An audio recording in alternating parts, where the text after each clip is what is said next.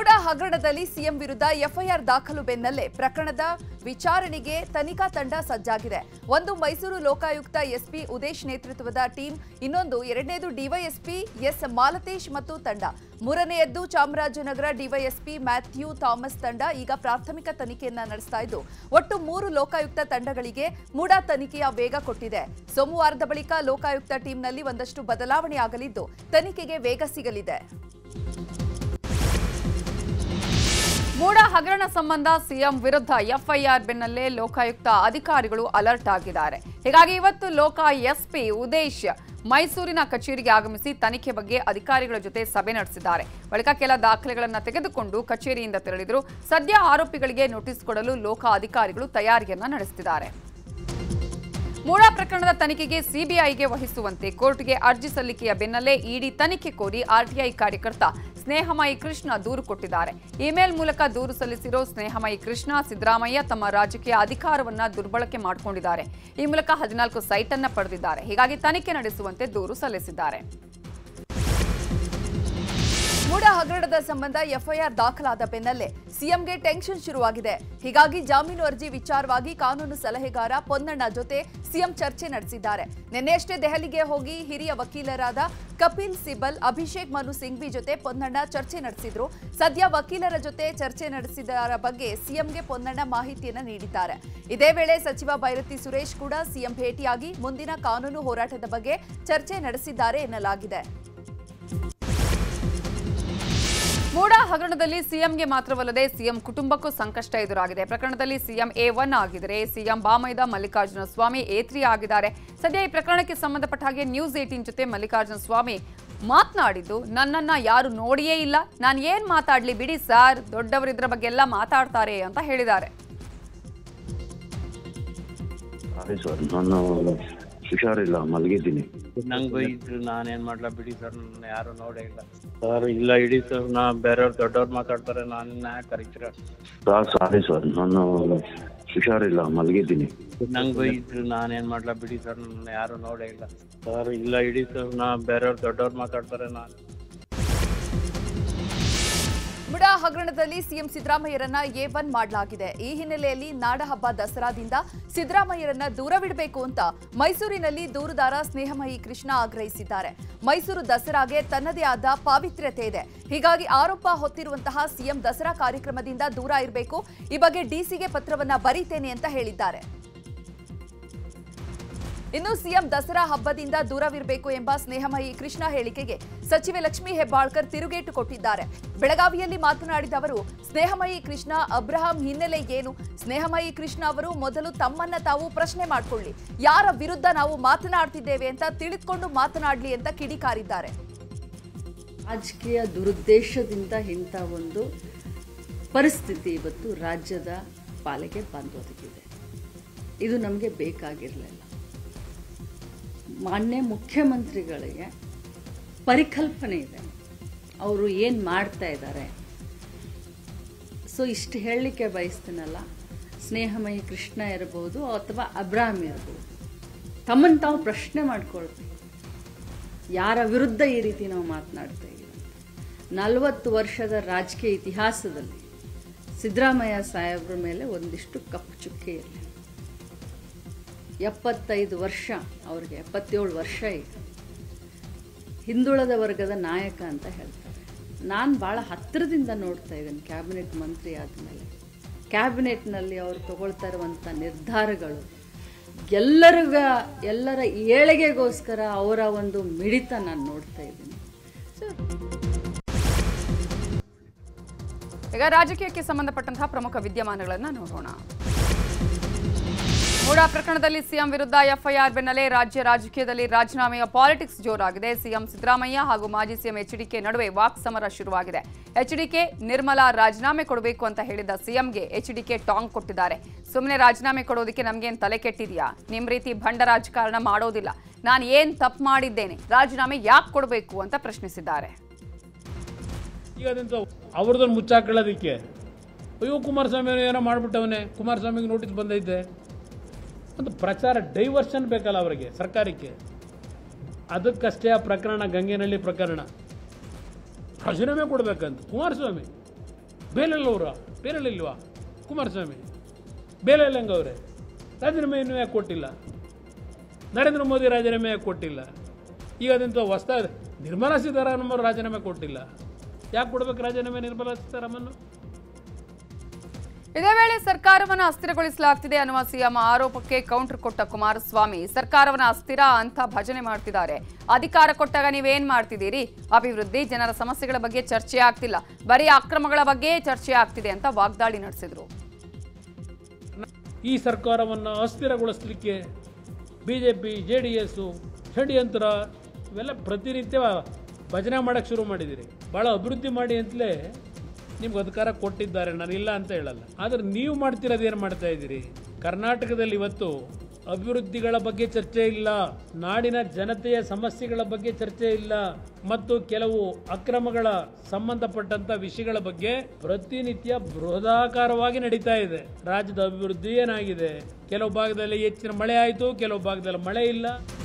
ಇನ್ನು ತಮ್ಮ ಮೇಲೆ ಕಪ್ಪು ಚುಕ್ಕೆ ಇಲ್ಲ ಅನ್ನುವ ಸಿಎಂ ಸಿದ್ದರಾಮಯ್ಯ ಅವರಿಗೆ ಟಕ್ಕರ್ ಕೊಟ್ಟ HDK. ಕಪ್ಪು ಚುಕ್ಕೆ, ಬಿಳಿ ಚುಕ್ಕೆ ಅಂತ ಹೇಳಿದ್ರೆ ಸಿದ್ದರಾಮಯ್ಯ ಅವರೇ ಯಾವ ವರ್ಷ ಎಷ್ಟು ಕೇಸ್ ಅಂತ ಉತ್ತರ ಇದೆ. 2019 ಮೇ ತಿಂಗಳಲ್ಲಿ ಸಿದ್ದರಾಮಯ್ಯ ವಿರುದ್ಧ 50 ಪ್ರಕರಣಗಳು ದಾಖಲಾಗಿವೆ ಅಂತ ಗುಡುಗಿದ್ರು HDK. ತಪ್ಪೇ ಮಾಡಿಲ್ವಲ್ರಿ, ಇದು ರಾಜಕೀಯ ಕೇಸ್ಗಳು ಇವತ್ತು ಮೊದಲನೇ ಸಾರಿ ನನ್ನ ಮೇಲೆ ರಾಜಕೀಯ ಕೇಸ್ಗಳು. ಪ್ಲೀಸ್ ಅಂಡರ್ಲೈನ್, ರಾಜಕೀಯ ಕೇಸ್ ಹಾಕಿರೋದು ಇದೇ ಮೊದಲನೇ ಸಾರಿ. ಯಾಕಂದ್ರೆ ನನ್ ಕಂಡ್ರೆ ಭಯ ಅವ್ರಿಗೆ.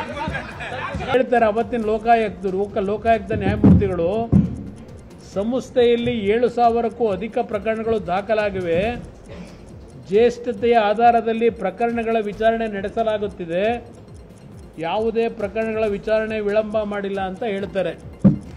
ಸಮಜಾಯಿಸಿ ಸಿದ್ದರಾಮಯ್ಯ ಅವರೇ, ಯಾವ್ಯಾವ ವರ್ಷದಲ್ಲಿ ಎಷ್ಟೆಷ್ಟು ಕೇಸ್ಗಳು ದಾಖಲಾಗಿದೆ ಅಂತಕ್ಕಂಥದ್ದು ಇದೆ ಪಾಪ. ಕುಮಾರಸ್ವಾಮಿ ಆರೋಪಗಳಿಗೆಲ್ಲ ನಾನು ಉತ್ತರ ಕೊಡಲ್ಲ ಅಂತ ಸಿಎಂ ಸಿದ್ದರಾಮಯ್ಯ ಹೇಳಿದ್ದಾರೆ.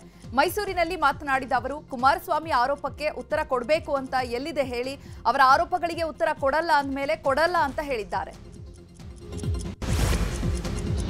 ಸಿದ್ದರಾಮಯ್ಯ ನಾಯಕತ್ವಕ್ಕೆ ಗಂಡಾಂತರ ತರ್ತಿದ್ದಾರೆ. ಗಂಡಾಂತರ ತರೋದಕ್ಕೆ ಪಟ್ಟಭದ್ರ ಹಿತಾಸಕ್ತಿಗಳು ಕೈವಾಡ ಹೆಚ್ಚಿದೆ ಅಂತ ಮೈಸೂರಲ್ಲಿ ಸಚಿವ HC ಮಹದೇವಪ್ಪ ಆಕ್ರೋಶ ವ್ಯಕ್ತಪಡಿಸಿದ್ದಾರೆ. ಗ್ಯಾರಂಟಿ ಸಮಾವೇಶದಲ್ಲಿ ಮಾತನಾಡಿದ ಅವರು, ಸಿದ್ದರಾಮಯ್ಯವರ ಬಗ್ಗೆ ಅನುಮಾನ ಪಡೋದಕ್ಕೆ ಸಾಧ್ಯನಾ? ಪಟ್ಟಭದ್ರ ಹಿತಾಸಕ್ತಿಗಳು ಒಂದಾಗಿ ಸಿದ್ದರಾಮಯ್ಯ ವಿರುದ್ಧ, ಈ ಸರ್ಕಾರದ ವಿರುದ್ಧ ಕೆಲಸ ಮಾಡ್ತಿವೆ ಅಂತ ಆಕ್ರೋಶವನ್ನ ಹೊರಹಾಕಿದರು. ಸಿಎಂ ಸಿದ್ದರಾಮಯ್ಯ ವಿರುದ್ಧ ಮುಡಾ ಹಗರಣದಲ್ಲಿ ಎಫ್ಐಆರ್ ಬೆನ್ನಲ್ಲೇ ಬಿಜೆಪಿ ನಾಯಕರಿಗೂ ಎಫ್ಐಆರ್ ಬಿಸಿ ತಟ್ಟಿದೆ. ಚುನಾವಣಾ ಬಾಂಡ್ಗಳ ಮೂಲಕ ಸುಲಿಗೆ ಆರೋಪ ಪ್ರಕರಣದ ಸಂಬಂಧ ನಿರ್ಮಲಾ ಸೀತಾರಾಮನ್ ಸೇರಿ ಹಲವರ ವಿರುದ್ಧ ಎಫ್ಐಆರ್ ದಾಖಲು ಮಾಡಲಾಗಿದೆ. ಕೋರ್ಟ್ ಆದೇಶದಂತೆ ತಿಲಕ್ ನಗರ ಠಾಣೆಯಲ್ಲಿ ಎಫ್ಐಆರ್ ಮಾಡಲಾಗಿದ್ದು, A1 ಆಗಿ ನಿರ್ಮಲಾ ಸೀತಾರಾಮನ್, A2 ಇಡಿ ಅಧಿಕಾರಿಗಳು, A3 ಬಿಜೆಪಿ ಕಚೇರಿ ಪದಾಧಿಕಾರಿಗಳು, A4 Nalin Kumar Kateel, A5 BY Vijayendra, A6 ಆಗಿ ರಾಜ್ಯ ಬಿಜೆಪಿ ಪದಾಧಿಕಾರಿಗಳನ್ನಾಗಿ ಮಾಡಲಾಗಿದೆ. ರೇಣುಕಾಸ್ವಾಮಿ ಕೊಲೆ ಕೇಸ್ನಲ್ಲಿ ಬಳ್ಳಾರಿ ಜೈಲಿನಲ್ಲಿರುವ ನಟ ದರ್ಶನ್ಗೆ ಬೇಲ್ ಟೆನ್ಷನ್ ಶುರುವಾಗಿದೆ. ಸೋಮವಾರ ಜಾಮೀನು ಕುರಿತು ಅರ್ಜಿ ವಿಚಾರಣೆ ನಡೆಯಲಿದ್ದು, ಐಟಿ ವಿಚಾರಣೆ ಹಿನ್ನೆಲೆ ಬೇಲ್ಗೆ ತೊಡಕಾಗುವ ಆತಂಕ ಎದುರಾಗಿದೆ. ಮತ್ತೊಂದು ಬಾರಿ ದರ್ಶನ್ರಿಂದ ಪೂರ್ಣ ಮಾಹಿತಿಯನ್ನು ಪಡೆದು ವಾದ ಮಂಡಿಸಲು ವಕೀಲರು ಪ್ಲಾನ್ ನಡೆಸಿದ್ದಾರೆ. ಬೇಲ್ ಅರ್ಜಿ ವಿಚಾರಣೆ ವೇಳೆಯೂ ಕೂಡ ದರ್ಶನ್ ಪರ ವಕೀಲರು ಸಮಯಾವಕಾಶ ಕೇಳಿದ್ದಾರೆ. ಅತ್ಯಾಚಾರ ಮತ್ತು ಬೆದರಿಕೆ ಪ್ರಕರಣದಲ್ಲಿ ಬಂಧಿತನಾಗಿರೋ ಶಾಸಕ ಮುನಿರತ್ನ ನಾಯ್ಡು ವಿಚಾರಣೆಯನ್ನ SIT ತೀವ್ರಗೊಳಿಸಿದೆ. ಅತ್ಯಾಚಾರಕ್ಕೆ ಸಂಬಂಧಪಟ್ಟ ಹಾಗೆ ಸಂತ್ರಸ್ತೆ ಮತ್ತು ಆರೋಪಿ ನಡುವೆ ಮಧ್ಯವರ್ತಿಯಾಗಿದ್ದ ಗನ್ಮ್ಯಾನ್ ಶ್ರೀನಿವಾಸ್ ವಿಚಾರಣೆಗಾಗಿ ಯಲಹಂಕದ ಸಿಂಗನಾಯಕನಹಳ್ಳಿಗೆ ಅಧಿಕಾರಿಗಳು ಆಗಮಿಸಿದ್ರು. ಶ್ರೀನಿವಾಸ್ ಸಂತ್ರಸ್ತೆಯನ್ನ ಬೈಕಲ್ಲಿ ಪಿಕಪ್ ಹಾಗೂ ಡ್ರಾಪ್ ಮಾಡಿದ್ನಂತೆ. ಒಕ್ಕಲಿಗ ಹಾಗೂ ದಲಿತರ ಬಗ್ಗೆ ಅವಹೇಳನಕಾರಿಯಾಗಿ ಮಾತನಾಡಿದ ಶಾಸಕ ಮುನಿರತ್ನ ನಾಯ್ಡು ವಿರುದ್ಧ ಸಂಘಟನೆಗಳು ಸಿಡಿದೆದ್ದಿವೆ. 1 ಲಕ್ಷಕ್ಕೂ ಅಧಿಕ ಜನರನ್ನು ಸೇರಿಸಿ ಪ್ರತಿಭಟನೆಗೆ ಸಂವಿಧಾನ ಸಂರಕ್ಷಣಾ ಮಹಾ ಒಕ್ಕೂಟ ಪ್ಲಾನ್ ಮಾಡಿದೆ. ಮುನಿರತ್ನ ಅವರನ್ನ ಗಡಿಪಾರು ಮಾಡಬೇಕು, ಹಾಗೆಯೇ ಶಾಸಕತ್ವವನ್ನು ರದ್ದುಗೊಳಿಸಬೇಕು ಅಂತ ಹೇಳಿ ಅಕ್ಟೋಬರ್ 1ರಂದು ಕ್ರಾಂತಿವೀರ ಸಂಗೊಳ್ಳಿ ರಾಯಣ್ಣ ವೃತ್ತದಿಂದ ಫ್ರೀಡಂ ಪಾರ್ಕ್ವರೆಗೂ ರ್ಯಾಲಿ ನಡೆಸಲು ನಿರ್ಧರಿಸಲಾಗಿದೆ. ಮನುಷ್ಯ ಕುಲಕ್ಕೆ ಒಂದು ಕಪ್ಪು ಚುಕ್ಕೆ ತರ ಮಾತನಾಡುವ ವ್ಯಕ್ತಿನ ದಯಮಾಡಿ ಎಲ್ಲರೂ ಒಂದು ಒಂದೇ ಮನಸ್ಸಿನಿಂದ ಅದನ್ನ ಗಡಿಪಾರು ಮಾಡಬೇಕು, ಅವ್ರನ್ನ ನಾವು ಧಿಕ್ಕರಿಸಬೇಕು. ಆ ನಿಟ್ಟಲ್ಲಿ ತಾವೆಲ್ಲ ಮಾಧ್ಯಮದ ಮಿತ್ರರು ಈ ವಿಚಾರವನ್ನ ಎಷ್ಟರ ಮಟ್ಟಕ್ಕೆ ಮನೆ ಮನೆಗೂ ತಲುಪಿಸ್ತೀರಾ, ಆ ರ್ಯಾಲಿಗೆ ಎಲ್ಲರೂ ಬಂದು ಹೇಗೆ ಕೈ ಜೋಡಿಸ್ತಾರೆ. ಬೀದರ್ ಜಿಲ್ಲೆಯಲ್ಲಿ ನಡೆದಿದ್ದ ಪೂಜಾ ಹಡಪದ ರೇಪ್ ಅಂಡ್ ಮರ್ಡರ್ ಕೇಸ್ನ ಆರೋಪಿಗೆ ಜೀವಾವಧಿ ಶಿಕ್ಷೆ ವಿಧಿಸಲಾಗಿದೆ. ಘಟನೆ ನಡೆದು 6 ವರ್ಷಗಳ ಬಳಿಕ Bhalki additional district session court ತೀರ್ಪು ಪ್ರಕಟಿಸಿದೆ.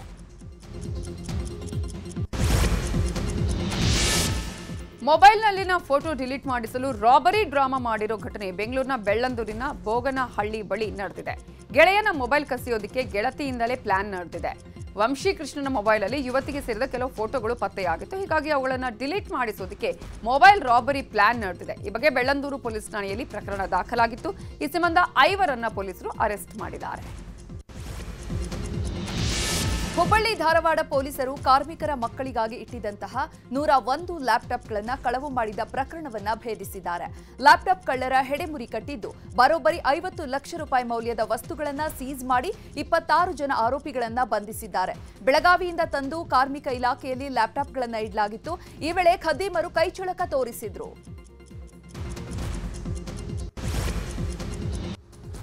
ರಾಜ್ಯದಲ್ಲಿ ನಡೆದಿರುವಂತಹ ಪ್ರಮುಖ ವಿದ್ಯಮಾನಗಳನ್ನು ಒಂದೊಂದಾಗಿ ನೋಡೋಣ. ಬೆಂಗಳೂರಲ್ಲಿ ಬಿಡಿಎ ಭರ್ಜರಿ ಕಾರ್ಯಾಚರಣೆ ನಡೆಸಿದೆ. ಸುಮಾರು 500 ಕೋಟಿ ಮೌಲ್ಯದ ಬಿಡಿಎ ಭೂಮಿಯನ್ನ ವಶಕ್ಕೆ ಪಡೆಯಲಾಗಿದೆ. ನಾಗರಬಾವಿಯಲ್ಲಿ 5 ಎಕರೆ ಬಿಡಿಎ ಭೂಮಿಯನ್ನ ಒತ್ತುವರಿ ಮಾಡಿ ಅಕ್ರಮವಾಗಿ ವಾಣಿಜ್ಯ ಮಳಿಗೆಗಳನ್ನು ನಿರ್ಮಿಸಲಾಗಿತ್ತು. ಸದ್ಯ ಇವತ್ತು ಅಕ್ರಮ ವಾಣಿಜ್ಯ ಮಳಿಗೆಗಳನ್ನು ತೆರವುಗೊಳಿಸಲಾಗಿದೆ.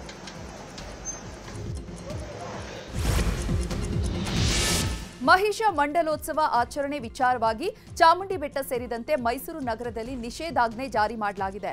ಇಂದು ಮಧ್ಯರಾತ್ರಿ 12 ಗಂಟೆಯಿಂದ ಸೆಪ್ಟೆಂಬರ್ 30ರ ಬೆಳಿಗ್ಗೆ 6 ಗಂಟೆಯವರೆಗೆ ನಿಷೇಧಾಜ್ಞೆ ಜಾರಿ ಮಾಡಲಾಗಿದೆ.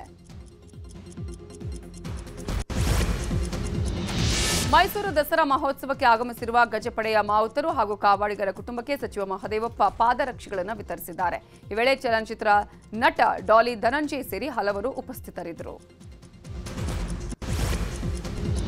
ಮಧ್ಯಪ್ರದೇಶದ ಉಜ್ಜಯಿನಲ್ಲಿ ಭಾರೀ ಮಳೆಯಾಗ್ತಾ ಇದೆ. ಶಿಪ್ರಾ ನದಿ ಆರ್ಭಟಕ್ಕೆ ದೇಗುಲಗಳೇ ಮುಳುಗಡೆಯಾಗಿವೆ. ಹಲವು ಕಡೆ ರಸ್ತೆಗಳು ಕುಸಿತ ಆಗ್ತಾ ಇದೆ. ಪ್ರಸಿದ್ಧ ಮಹಾಕಾಳ ದೇವಸ್ಥಾನದ ಬಳಿ ಭಾರೀ ಮಳೆಗೆ ಗೋಡೆ ಕುಸಿದು ದುರಂತ ಸಂಭವಿಸಿದ್ದು 2 ಪ್ರಾಣ ಕಳ್ಕೊಂಡಿದ್ದಾರೆ.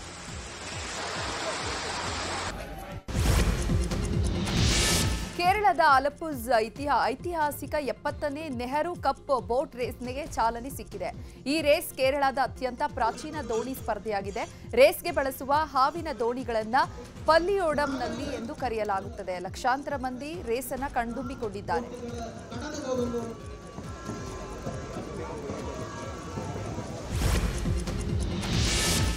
ಉತ್ತರ ಪ್ರದೇಶದ ಕಾನ್ಪುರದ ಗ್ರೀನ್ ಪಾರ್ಕ್ ಕ್ರಿಕೆಟ್ ಮೈದಾನದಲ್ಲಿ ನಡೀತಾ ಇದ್ದ 2ನೇ ಟೆಸ್ಟ್ ಪಂದ್ಯದ 2ನೇ ದಿನದಾಟ ರದ್ದಾಗಿದೆ. ಮಳೆ ಹಿನ್ನೆಲೆ ಭಾರತ ಮತ್ತು ಬಾಂಗ್ಲಾದೇಶ ನಡುವಿನ ಪಂದ್ಯ ರದ್ದಾಗಿದ್ದು ನಿನ್ನೆ ರಾತ್ರಿ ಆರಂಭವಾದ ಮಳೆ ಬಿಡದೆ ಸುರಿತಾ ಇದೆ. 2ನೇ ದಿನದಾಟ ರದ್ದುಗೊಳಿಸಲಾಗಿದೆ.